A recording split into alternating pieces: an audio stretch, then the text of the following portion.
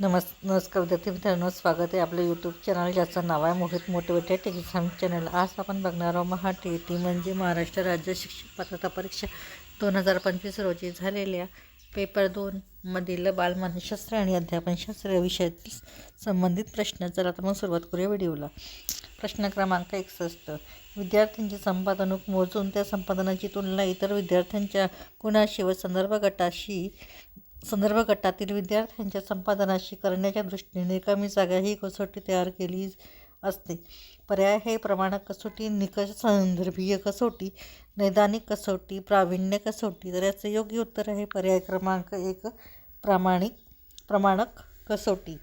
प्रश्न क्रमांक 62, अध्ययन उपपत्तीत केवळ चेतक आणि प्रतिसाद यांच्या स्वतंत्रपणे विचार न करता प्रामुख्याने परिसर विचारात घेऊन भिन्न भिन्न परिसरात एकच चेतक कार्यान्वित असला तरी तो वेगवेगळे प्रतिसाद मिळवितो असे खालीलपैकी कोणत्या उपपत्तीमध्ये मांडले आहे? पर्याय आहे प्रभुत्व संपादन, सामाजिक निरीक्षणात्मक, ज्ञानात्मक अध्ययन, साधक अभिसंधान।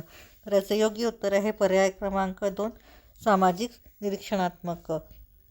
प्रश्न क्रमांक 63, रुब्रिक म्हणजे कोणत्याही बाबीचे मूल्यमापन करण्यासाठी तयार केलेले निकष आराखडा होय।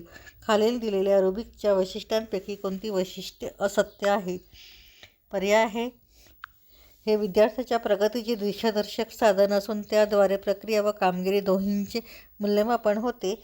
रुब्रिकमधून मिळणाऱ्या गुणांना अर्थ लावता येतो। रुब्रिकमधील निकषांची व्याख्या ही स्थळ, काळ व परिस्थितीचा विचार न करता स्थिर असते।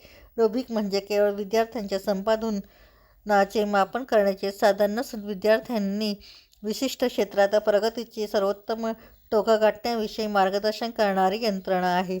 तर याचे योग्य उत्तर आहे पर्याय क्रमांक 3, रुब्रिकमधील निकषांची व्याख्या ही स्थळ, काळ व परिस्थितीचा विचार न करता स्थिर असते। प्रश्न क्रमांक 64, बुद्धिमत्ता ही प्रत्येक व्यक्तीच्या मज्जातंतूवर व त्यांच्या परस्पराशी असलेल्या संघटनांवर अवलंबून असते। कोणतेही बौद्धिक कार्य होण्यासाठी त्यांचे संघटन होणे आवश्यक असते। हे खालीलपैकी कोणत्या उपपत्तीमध्ये अंतर्भूत आहे? पर्याय आहे थॉर्नडाईकची संख्यात्मक उपपत्ती, गिलफोर्डची बहुआयामी उपपत्ती, थर्स्टनची अनेक घटक उपपत्ती, स्पिअरमनची द्विघटक उपपत्ती। तर याचे योग्य उत्तर आहे पर्याय क्रमांक 1, थॉर्नडाईकची संख्यात्मक उपपत्ती।